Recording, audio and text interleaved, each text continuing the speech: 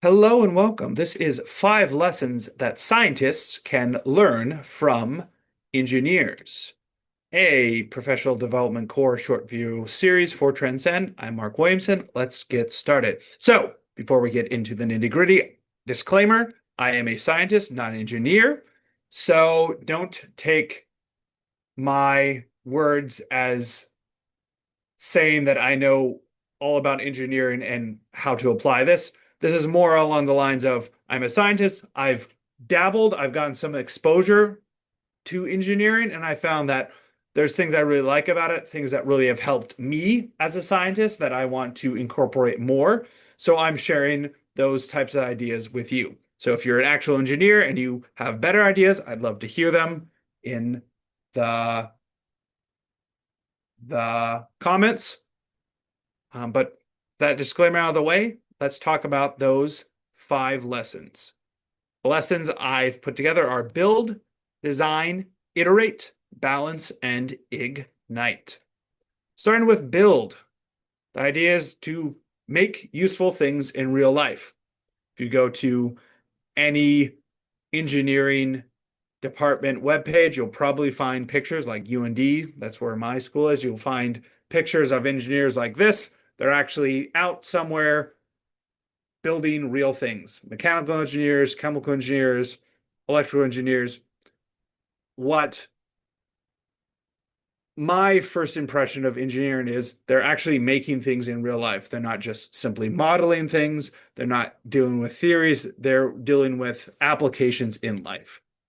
And as a scientist, that can certainly help me because I often will have great ideas, great theories, great sort of basic concepts in science, but until they're actually applied, they don't really move things forward.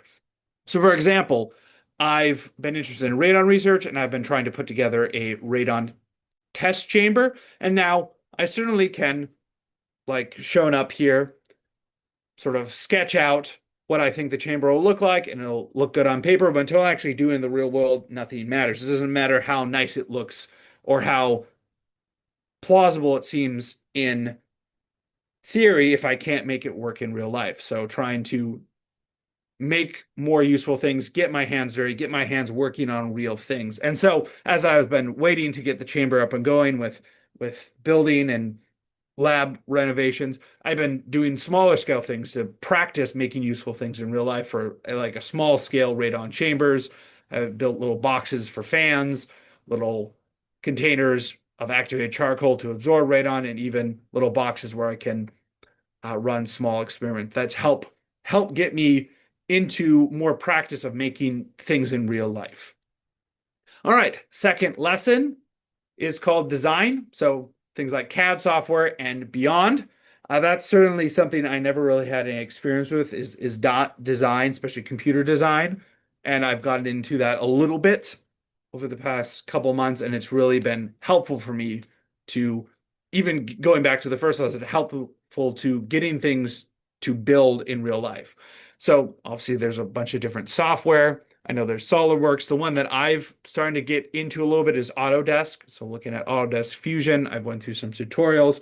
In fact, I've actually even simpler, like I realized just trying things out, learning how to design things, it doesn't have to be complicated. I even worked with Tinkercad, a very low level, pretty easy learning curve to even just when I'm thinking about my radon chamber, just design sort of the space and get a feel for how much space, what I could actually put in the lab itself, and that's been helpful. And of course, going into Autodesk Fusion, I was able to model a radon fan in the CAD software, and so that's really been helpful at with me of moving science forward of oh, like I have these ideas, let's design them and see if they can be actually helpful in the real world, and be able to design things in a CAD environment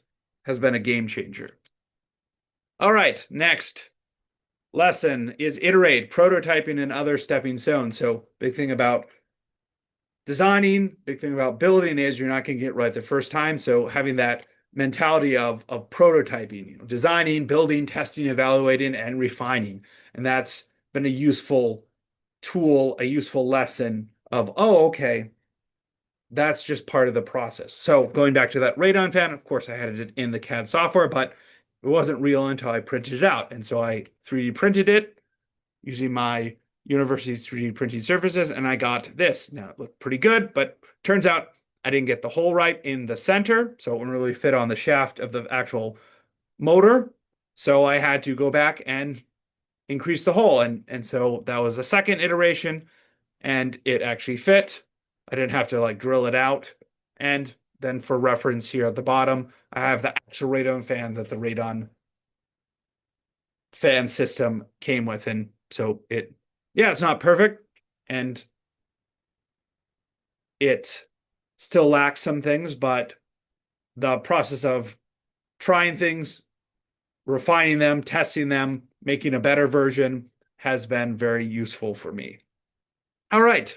Fourth lesson is balance. So math and computers, golden and good enough.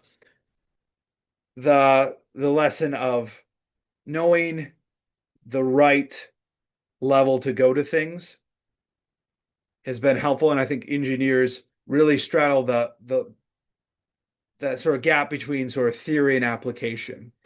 So, like for example, on the math and computers, like certainly knowing some of the underlying math or physics of systems is good, but at the end of the day, if you want to build stuff, you're not just about theory, you're about making it work in the world. And so sometimes, as long as you know the basics of math, you don't need to solve all by hand. You can use computers, and I think that's important of the idea of what actually gets the job done in a way that's relevant, in a way that makes sure you understand the outcome, but not need to go any further. You don't need to solve every problem by hand. You can use tools. I think sort of a joke about mathematicians, physicists, and engineers comes up that I think demonstrates a little bit of the balance. A little bit of a background. Most of my work is in biology, but I do have an undergraduate degree in physics, so I took a lot of physics class alongside of engineers. And one of the jokes I heard was like, well, how do you measure the the volume of a red rubber ball? And for someone like a mathematician, they'll probably get the equation for the volume, measure the radius, and then solve from there.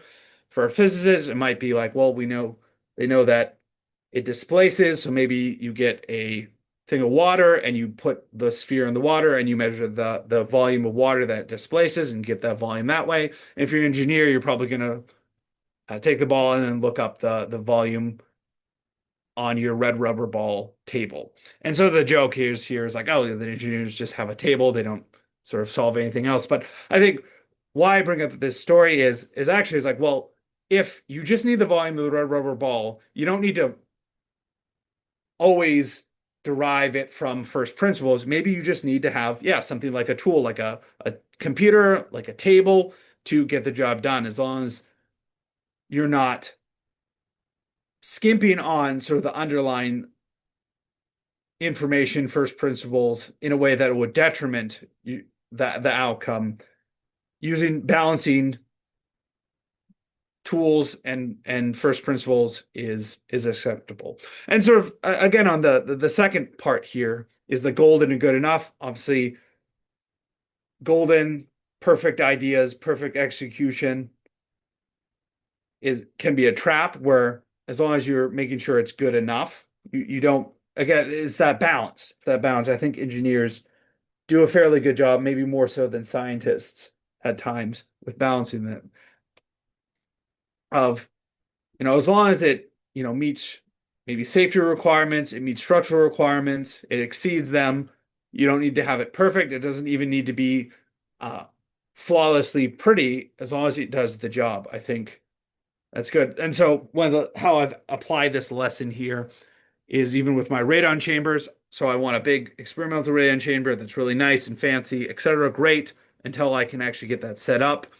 I've been wanting to do experiments, so I've had what I would call the good enough one, where I actually have a box, ran it, radon monitor and whatever my treatment is, and it's been good enough to get preliminary data. So yeah, balancing between doing things by hand, doing things sort of technically or theoretically correct, and using tools to aid, or and also the balance between sort of perfect and practical is an important lesson to learn. All right, and finally, kind of the most fun one, ignite. So crazy loud public passion projects. I has really been enjoying seeing engineers at work on their projects on things like YouTube. Now, certainly there's very famous YouTube channels that are very polished, like Mark Rober. That's fine, but what I'm really talking about is sort of these people who are just engineers who are just doing crazy things. They're not polished. They're not they're not professional, but they're passionate. For example, there's a YouTube channel called Current Cops Concepts where he does things like build a rocket revolver or banana gun. There's a 3D printing rocket channel called Lafayette Systems where he actually has waypoint guidance for an amateur rocket where you can actually move them around. It's really fascinating. Or even something I found, Emily the engineer built an EpiPen launcher just because. And so the idea of sort of being passionate about things, pursuing them, and sort of doing them out loud and sharing them with the world is something some of these engineers do really well. And I think scientists could learn from that of thinking about ideas, feel that putting the action out loud, not trimmed, not polished, not simply done for the sake of a scientific paper, but sort of advancing science through their love of science. I think more scientists could learn from this, and I've certainly tried to learn from this. So maybe now, given that, I can find ways to put forward some scientific passion projects of my own and have the sort of the courage and the conviction to do so. Like, for example, I have this idea of like a low cost wet lab for scientific research. Maybe I could do more on that, make it a reality, or even some of my space, agriculture, research, health interests, I can move forward, like making things like space coffee. So, with that, those are my 5 lessons. Certainly let me know what you thought about them. Hopefully, they inspire you to learn helpful lessons from engineers in your own scientific research. With that, thanks for joining me. I will see you next time.